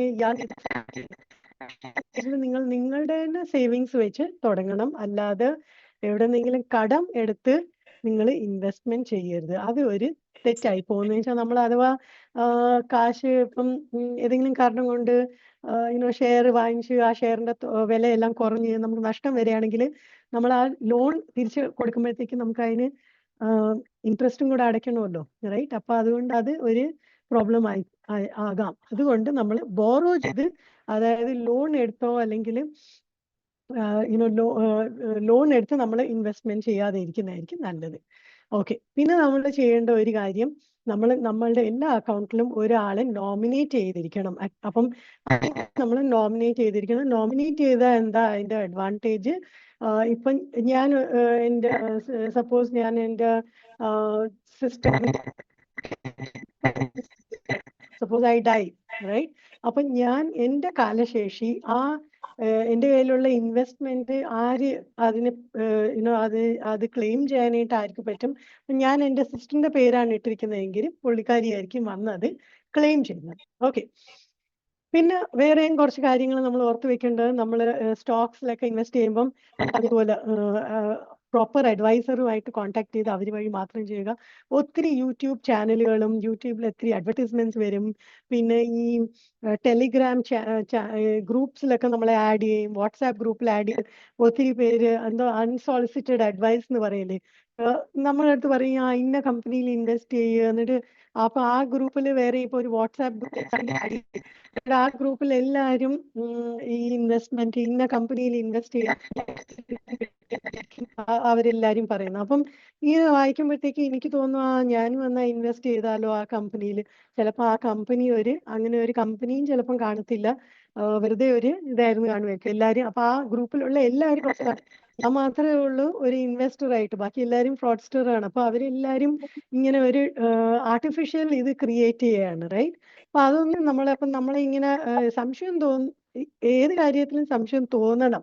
ആക്ച്വലി ഇങ്ങനെ നമ്മളെ ചോദിക്കാതെ തന്നെ ഒരു ഫോൺ കോൾ വരുന്നു, അങ്ങനെയൊക്കെ വരുമ്പോഴത്തേക്ക് അത് നമ്മൾ അതിനെ ഒന്ന് എന്റർടൈൻ ചെയ്യാതെ ഇരിക്കുന്നതായിരിക്കും നല്ലത്. പിന്നെ നമ്മൾ ഈ ചിട്ടി അങ്ങനെയൊക്കെ ചില സ്കീംസ് ഉണ്ടല്ലോ, ഏതെങ്കിലും ഇൻവെസ്റ്റ്മെന്റ് വരുമ്പോഴത്തേക്കും നിങ്ങളോട് ആരെങ്കിലും പറയുന്ന ഇന്ന ഒരു ഇൻവെസ്റ്റ്മെന്റ് ഉണ്ട്, അപ്പൊ ആദ്യം ചോദിക്കേണ്ടത് ഈ ഇൻവെസ്റ്റ്മെന്റ് ആരാ റെഗുലേറ്റ് ചെയ്യുന്നത്, ആരുടെ റെഗുലേഷനിലാണ് വരുന്നത്? ഒന്നിലെ സെബി ആകാം, അല്ലെങ്കിൽ RBI ആകാം, അല്ലെങ്കിൽ IRDA ആകാം, അല്ലെങ്കിൽ PFRDA, ഇങ്ങനെ വല്ല റെഗുലേറ്റർ വഴിയാണെങ്കിൽ അതൊരു സേഫ് ഇൻവെസ്റ്റ്മെന്റ് ആകാൻ റെഗുലേറ്റർ ഇല്ലെങ്കിൽ അതൊരു അൺസേഫ് ഇൻവെസ്റ്റ്മെന്റ് ആണ്. അതിനോട് നിങ്ങൾ do not entertain such ones. നിങ്ങൾ അത് പ്രൊസീഡ് ചെയ്യാതെ ഇരിക്കുന്നതായിരിക്കും നല്ലത്. ഓക്കെ. പിന്നെ അത് തന്നെ ഏത് ചെയ്യുകയാണെങ്കിലും പലപ്പോഴും നമുക്ക് ലിങ്ക് കിട്ടും, വന്നിട്ട് ഇതിൽ ക്ലിക്ക് ചെയ്തിട്ട് ഇൻസ്റ്റാൾ ചെയ്യാൻ പറയും. അതൊന്നും ചെയ്യരുത്. നമ്മൾ ഏതെങ്കിലും ആപ്പ് ഇൻസ്റ്റാൾ ചെയ്യുകയാണെങ്കിൽ ഡയറക്ട്ലി പ്ലേ സ്റ്റോറിൽ പോയിട്ട് ചെയ്തായിരിക്കും നല്ലത്. പിന്നെ NSDL അവയർനെസ് ക്രിയേറ്റ് ചെയ്യാൻ വേണ്ടി ഒത്തിരി ഇനിഷ്യേറ്റീവ്സ് എടുക്കുന്നുണ്ട്. ഇതേപോലത്തെ ഒത്തിരി ബാനറുകൾ നിങ്ങൾ NSDLന് വെബ്സൈറ്റിൽ നിങ്ങൾക്ക് കാണാൻ പറ്റും, അല്ലെങ്കിൽ ന്യൂസ് പേപ്പറുകളിലൊക്കെ കാണാം, പ്രിന്റ് മീഡിയയിൽ നിങ്ങൾ ഒത്തിരി പ്രാവശ്യം കാണും. അപ്പം ഫ്രോഡുലന്റ് സ്കീംസിലൊന്നും ഇൻവെസ്റ്റ് ചെയ്യരുത്, റൈറ്റ്? പിന്നെ നിങ്ങൾ നിങ്ങളുടെ ബാങ്ക് അക്കൗണ്ട് ഡീറ്റെയിൽസ് ഒക്കെ അപ്ഡേറ്റ് ചെയ്തിരിക്കണം, ഇങ്ങനെയൊക്കെയുള്ള ഇൻഫർമേഷൻ. പിന്നെ നിങ്ങളെ വല്ലരും കോൾ ചെയ്യുകയാണെങ്കിൽ ഡീറ്റെയിൽസ് അറിയാതെ അവർക്ക് നിങ്ങൾ അവരുടെ ഡീറ്റെയിൽസ് എന്തോ അറിയാതെ, അല്ലെങ്കിൽ അതൊന്നും അറിയാൻ പോകണ്ട. നമ്മുടെ ഡീറ്റെയിൽസ് ആർക്കും ഡിസ്ക്ലോസ് ചെയ്യരുത്, റൈറ്റ്? പിന്നെ ഈ സ്കോർസിനെ പറ്റി ഞാനിപ്പോൾ നിങ്ങളോട് പറഞ്ഞു, പക്ഷേ ഒത്തിരി പേർക്ക് അതിനെപ്പറ്റി അറിഞ്ഞുകൂടാ. സ്കോർസ് എന്തായിരുന്നു?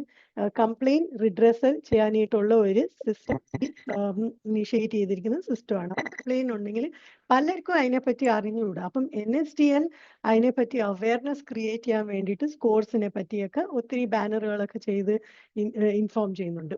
ഓക്കെ. പിന്നെ ഒരു സൈറ്റ് ഉണ്ട്, MISM.org. ഇത് ആക്ച്വലി ഇന്ത്യൻ സെക്യൂരിറ്റീസ് മാർക്കറ്റിൽ ഓരോ മൈൽ സ്റ്റോൺസ് ഉണ്ടായിട്ടുണ്ടല്ലോ, അതിനെപ്പറ്റി ഓരോ ഓരോ വലിയ കാര്യങ്ങൾ ഉണ്ടായിട്ടുണ്ടെങ്കിൽ, അല്ലെങ്കിൽ വല്ല അച്ചീവ്മെന്റ്സ് ഉണ്ടായിട്ടുണ്ടെങ്കിൽ അത് കാണിക്കാനായിട്ട് അതിനെ പറ്റിയുള്ള ഇൻഫർമേഷൻ ആണ് MISM.org-യിലുള്ളത്.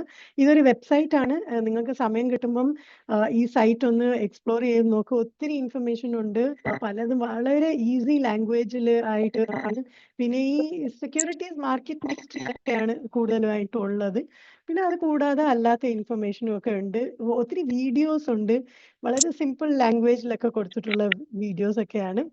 പിന്നെ ഒരു ക്വിസും NISM ഓർഗനൈസ് ചെയ്തിട്ടുണ്ട്. ഞാൻ നിങ്ങൾക്ക് എക്സാമിന്റെ കാര്യം പറഞ്ഞു, അതേപോലെ തന്നെ ക്വിസ് ലിറ്ററസിയെ പറ്റിയുള്ള ക്വിസാണ്. ഈ ക്വിസ് ആക്ച്വലി ഈ വർഷത്തത് ഓൾറെഡി രജിസ്ട്രേഷൻ എല്ലാം ക്ലോസ് ആയി കഴിഞ്ഞ് ഇപ്പം എനിക്ക് തോന്നുന്നു പ്രിലിമിനറി സ്റ്റേജ് എങ്ങാണ്ട് നടന്നുകൊണ്ടിരിക്കുകയാണ്. എല്ലാ കൊല്ലവും ജാനുവരി, ഫെബ്രുവരി, എനിക്ക് തോന്നുന്നു ഡിസംബർ തൊട്ടേ രജിസ്ട്രേഷൻസ് തുടങ്ങും.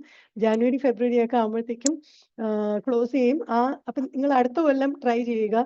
Very simple. എന്നിട്ട് ഇങ്ങനെ നിങ്ങൾ ഇപ്പം വിന്നറൊക്കെ ആകുകയാണെങ്കിൽ ലക്ഷങ്ങളുടെ പ്രൈസും ഒക്കെ കിട്ടും. ഇതാണ് ഞാൻ ഈ പറഞ്ഞ പല കാര്യങ്ങളും ഇവിടെ ഒരു സിംഗിൾ സ്ക്രീനിൽ കാണിക്കുകയാണ്. നോമിനേറ്റ് ചെയ്യുക, സ്കോർസിനെ പറ്റി, റൈറ്റ്? പിന്നെ NSDL ന്യൂസ് ലെറ്റർ, അതായത് എല്ലാ മാസവും ഫ്രീ ആയിട്ട് NSDL ആയിട്ട് എങ്ങനെയെങ്കിലും നമ്മൾ ബന്ധപ്പെട്ടിട്ടുണ്ട്, നമ്മുടെ ഇമെയിൽ ID അതിനകത്ത് കഴിഞ്ഞ മാസം നടന്ന ഫൈനാൻഷ്യൽ ന്യൂസും ഹാപ്പനിങ്സും അതൊക്കെ ആയിരിക്കും. പിന്നെ അവയർനെസ് ക്രിയേറ്റ് ചെയ്യാനായിട്ടുള്ള ന്യൂസ് ലെറ്റർ ആണ്. പിന്നെ അതുകൂടാതെ ഒരു വെബ്സൈറ്റിൽ, സെബിയുടെ വെബ്സൈറ്റിൽ തന്നെ ഒരു സെക്ഷൻ സ്പെസിഫിക്കലി ഇൻവെസ്റ്റേഴ്സിന് വേണ്ടിയിട്ട്, അപ്പൊ ഞാൻ പറഞ്ഞ ഒരു ആപ്പ് ഉണ്ടായിരുന്നു, സാർഥി ആപ്പ്. അത് കൂടാതെയാണ് ഈ സൈറ്റിലെ ഒരു പേജ് ഇതിനായിട്ട് ഡെഡിക്കേറ്റഡ് ആണ്. ഓഫ് കോഴ്സ് ആ പേജിൽ വേറെ ഹൈപ്പർ ലിങ്ക്സ് ഒക്കെ ഉണ്ട്. അതിനകത്ത് നിങ്ങൾക്ക് ഒത്തിരി ഇൻഫർമേഷൻ കിട്ടും, സേവിങ്സ്, ഇൻവെസ്റ്റ്മെന്റ് ഇതിനെ പറ്റിയൊക്കെ ഉള്ളതാണ്. പിന്നെ ഞാൻ ഓൾറെഡി ഗ്രീവൻസ് ഒക്കെ ഉണ്ടെങ്കിൽ സ്കോർസ് വഴി നിങ്ങൾക്ക് കംപ്ലൈന്റ് ആണ് course.sebi.in കൊടുത്താൽ മതി. അല്ലെങ്കിൽ ഗൂഗിളിൽ നിങ്ങൾ ലിങ്ക് ക്ലിക്ക് ചെയ്യുമ്പോൾ HTTPS നോക്കണം, സെബിയുടെ വെബ്സൈറ്റ് തന്നെയാണോ എന്ന് ഒന്ന് സൂക്ഷിച്ച് നോക്കിയിട്ട് അതനുസരിച്ച് നിങ്ങൾക്ക് കംപ്ലയിൻസ് കൊടുക്കാം. അതുകൂടാതെ ടോൾ ഫ്രീ നമ്പേഴ്സ് ഉണ്ട്, പിന്നെ ഇമെയിൽ ID ഇതൊക്കെ ഞാൻ സ്ക്രീനിൽ കാണിക്കുന്നുണ്ട്. ഇതെല്ലാം എന്തെങ്കിലും ഒരു കംപ്ലയിൻസ് ഉണ്ടെങ്കിൽ അതിനെ ഹാൻഡിൽ ചെയ്യാൻ വേണ്ടിയിട്ട് നിങ്ങളെ ഹെൽപ്പ് ചെയ്യുന്ന പ്രൊസീജിയേഴ്സ് ആണ്. ഓക്കെ, പിന്നെ അതുകൂടാതെ RBIയുടെ അഡ്വർടൈസ്മെന്റിൽ RBI ഒത്തിരി അഡ്വർടൈസ്മെന്റ് കൊടുക്കുന്നുണ്ട്. ടു ബി കെയർഫുൾ, നിങ്ങൾ ആർക്കും പറഞ്ഞു കൊടുക്കരുത്. SMS ഇമെയിലൊക്കെ വരുമ്പോൾ നിങ്ങൾ കെയർഫുള്ളി നോക്കിയിട്ട് അതൊക്കെ നോക്കണം. അറ്റ്ലീസ്റ്റ് ബാങ്കിൽ നിന്ന് വരുന്ന SMS ഒക്കെ നോക്കണം. എന്നിട്ട് പിന്നെ അത് ജെന്വിൻ ആണോ അല്ലെങ്കിൽ ഐഡന്റിഫൈ ചെയ്തിട്ട് അത് ക്ലിക്ക് ചെയ്യാവുള്ളൂ. അതിൽ വല്ല ലിങ്ക്സ് ഒക്കെ ഉണ്ടെങ്കിൽ വെറുതെ അങ്ങനെ നമ്മൾ കെയർലെസ് ആയിട്ട് ക്ലിക്ക് ചെയ്ത് കളയരുത്. അങ്ങനെ ഒത്തിരി ഒത്തിരി ഒത്തിരി നിങ്ങളുണ്ട്. NSDLന്റെ വെബ്സൈറ്റിൽ പോയാൽ കിട്ടും. അപ്പൊ അതിന്റെ തന്നെ QR കോഡുകളാണ് ഞാൻ സ്ക്രീനിൽ ഇട്ടിട്ടിരിക്കുന്നത്. നമ്മുടെ മന്ത്ലി എന്റെ സെഷൻ ഓൾമോസ്റ്റ് അവസാനിക്കുന്നുണ്ട്. Just before I end, there is a very good thought. This thought is from mister Benjamin Franklin. പുള്ളി USA ഫൗണ്ടർ ആണ്, ഒരു very knowledgeable person, scientist, researcher. ഇങ്ങനെ പറഞ്ഞിട്ടുള്ളതാണ്, നമ്മൾ പല സ്ഥലങ്ങളിൽ ഇൻവെസ്റ്റ് ചെയ്യുന്നുണ്ട്, നമ്മൾ നോളജിൽ ഇൻവെസ്റ്റ് ചെയ്യുന്നതിലാണ് നമുക്ക് ഏറ്റവും നല്ല റിട്ടേൺ, ഇൻട്രസ്റ്റ് കിട്ടാൻ ഏറ്റവും ബെസ്റ്റ് റിട്ടേൺ നമുക്ക് കിട്ടുന്നത് നമ്മൾ നോളജിന്റെ അറിവിൽ ഇൻവെസ്റ്റ് ചെയ്യണം. പറഞ്ഞ വെബ്സൈറ്റും യുനോ ആ ആപ്പും പിന്നെ MISM.org ഇതൊക്കെ എന്താ പറയാ, അറിവിന്റെ ഒരു സമുദ്രം പോലെയാണ്. ഏതിലെങ്കിലും നിങ്ങൾ ക്ലിക്ക് ചെയ്താൽ പിന്നെയും പിന്നെ അകത്ത് പോയി നിങ്ങൾക്ക് കൂടുതൽ ഇൻഫർമേഷൻ കിട്ടും. പിന്നെ NSDL സ്പെസിഫിക് ആയിട്ട് സോഷ്യൽ മീഡിയയിലും very good presence is there. അതിനി ഫേസ്ബുക്ക് ആയാലും X ആയാലും ഇൻസ്റ്റാഗ്രാം, യൂട്യൂബ് ചാനൽ ഉണ്ട് NSDLന്റെ. ആക്ച്വലി ആ ചാനൽ ഒന്നുമില്ലെങ്കിലും നിങ്ങൾ ആ യൂട്യൂബ് ചാനൽ നോക്കുക. ആ ചാനലിൽ ഒത്തിരി കൊച്ചു കൊച്ചു വീഡിയോസ് ഒക്കെ ഉണ്ട്. വളരെ മീൻസ് 1 മിനിറ്റ് 2 മിനിറ്റിന്റെ വീഡിയോസ് പോലും ഉണ്ട്. വളരെ ഇൻഫർമേറ്റീവ് ആയിട്ടുള്ള ഒരു ചാനലും കൂടിയാണത്. അപ്പൊ അതോടെ എന്റെ സെഷൻ ഇവിടെ അവസാനിച്ചു. നിങ്ങൾക്ക് ഈ സെഷൻ ഇന്നത്തേത് എങ്ങനെയായിരുന്നു, നിങ്ങൾക്ക് ഇഷ്ടപ്പെട്ടോ ഇല്ലേ, കാര്യങ്ങളൊക്കെ മനസ്സിലായോ ഇല്ലേ? പ്ലീസ് ഈ സ്ക്രീനിൽ തന്നെ ഒരു ചെറിയൊരു പോൾ ഓപ്പൺ ചെയ്തിട്ടുണ്ട്. അതിൽ നിങ്ങൾ നിങ്ങളുടെ ഫീഡ്ബാക്ക് പ്ലീസ് ഇടുക. നിങ്ങൾക്ക് ഇന്നത്തെ സെഷൻ എങ്ങനെ ഇഷ്ടപ്പെട്ടോ ഇല്ലേ? പിന്നെ നിങ്ങൾക്ക് മനസ്സിലാകുന്നുണ്ടായിരുന്നോ? നിങ്ങൾക്ക് സെക്യൂരിറ്റീസ് മാർക്കറ്റിനെ പറ്റി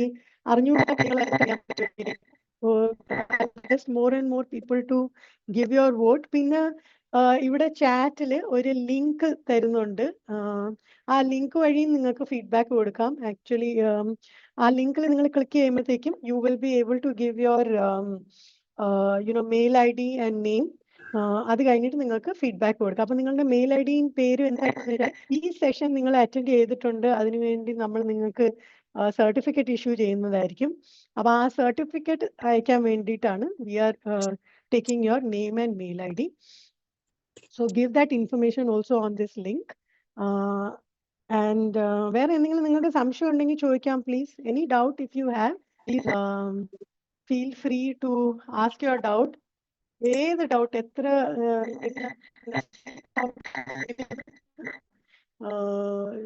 ഒന്നും വിചാരിക്കാതെ നിങ്ങൾക്ക് ഫ്രീ ആയിട്ട് എന്ത് ഡൗട്ട് വേണമെങ്കിലും ടൈപ്പ് ചെയ്ത് വേണമെങ്കിലും ചോദിക്കാം.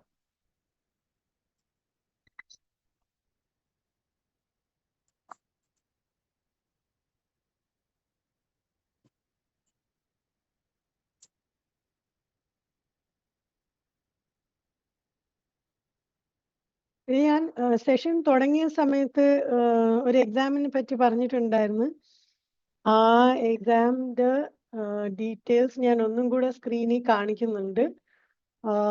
ഒരു QR കോഡ് ഉണ്ട്, അതിനെ സ്കാൻ ചെയ്ത് നിങ്ങൾ പരീക്ഷയ്ക്ക് please take the exam. Because നിങ്ങൾ വിചാരിക്കുന്ന പോലെ അത്ര പ്രയാസമുള്ള എക്സാം അല്ല. And as I said 50% mark മാത്രം നേടിയാൽ മതി. You will be able to get the certificate also. സ്ക്രീനിൽ ഞാൻ QR കോഡ് നിങ്ങൾക്ക് കാണാൻ പറ്റുന്നുണ്ടായിരിക്കും. നിങ്ങൾ ഇത് രജിസ്റ്റർ ചെയ്യുമ്പോൾ ഒരു റെഫറൽ കോഡ് ചോദിക്കുമായിരിക്കും. അതായത് നിങ്ങൾക്ക് ഈ എക്സാമിനെ പറ്റി ഏത് സെഷൻ വഴിയാണ് അറിയാൻ പറ്റിയെന്നുള്ളത് വേണ്ടിയിട്ടാണ്. അപ്പൊ ഈ റെഫറൽ കോഡ് 1308 ആയിട്ട് നിങ്ങൾക്ക് ടൈപ്പ് ചെയ്യാം. So that they know that നിങ്ങൾ ഈ ഇന്ന സെഷൻ അറ്റൻഡ് ചെയ്തപ്പോഴാണ് നിങ്ങൾക്ക് ഈ എക്സാമിനെ പറ്റി അറിയാൻ പറ്റിയെന്നുള്ളത്. Okay, any doubt?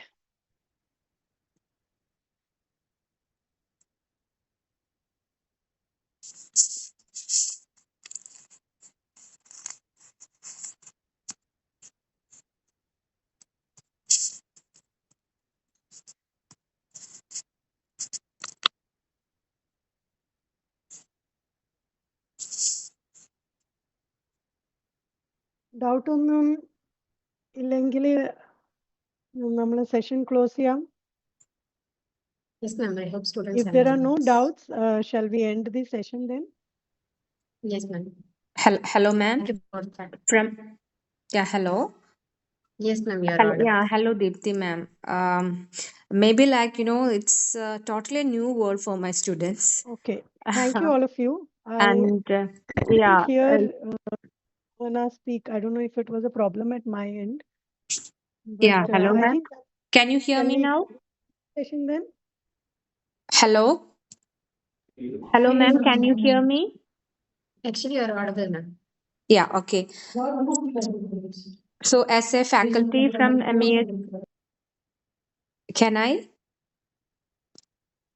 Yes, ma'am. Yeah, as a faculty from MES Asmabi College, I would like to thank Miss Deepthi MG ma'am. My dear student, she is also empaneled with SBI as a securities market trainer. So we have such a worthy resource person here, and it's justified after the presentation. She's such a resourceful person, and ma'am, thank you very much for introducing all these concepts like DMAT, money laundering, those ODR, online dispute redressal system, and that very information that if we are actually initiating for any such investment options, we must consider SEBI certified person. And I think this knowledge is actually about to set them for at least thinking about an investment. And thank you very much, ma'am, for again talking about that particular test and all, which will start from December and all. I will definitely inform my students to get involved with the test, and not only that, the test that you asked them to take from that QR code and all, I will definitely forward those referral codes and all. And I remember when that person contacted me, they were actually asking for minimum 50 students. Ma'am, there were more than 60 registration, and I have the list with me, but I don't know what actually happened to them. And if you were again making complaints in between the session also, people were again trying to join through our registration link, okay, which I actually forwarded to you, that list of participants. And also that actually made me feel like students were struggling in between, also in between the session the count was actually coming up. So there was a quickness of temper in which I just started recording this particular session. Can I share the recorded session in the class? Is it possible, ma'am? Yes, ma'am. Okay, thank you very much then. Because when I go Monday, I believe like people will be rushing and asking me what happened, ma'am, we couldn't. So this will be of so much help for them. And thank you very much for especially NSTL and SEBI being sponsoring such a program for my students. Thank you very much.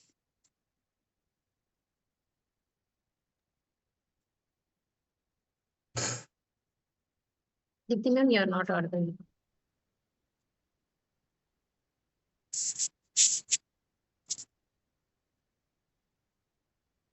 No, ma'am.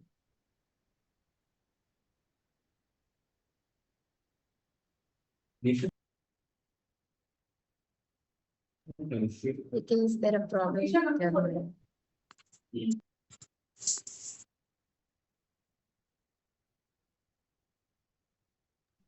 Actually, it's not audible.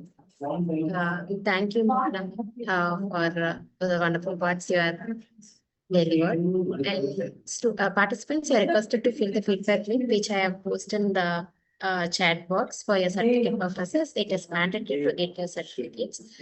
And also you can copy the link and paste it in your WhatsApp group also, so that the left of the students also fill and get the certificate.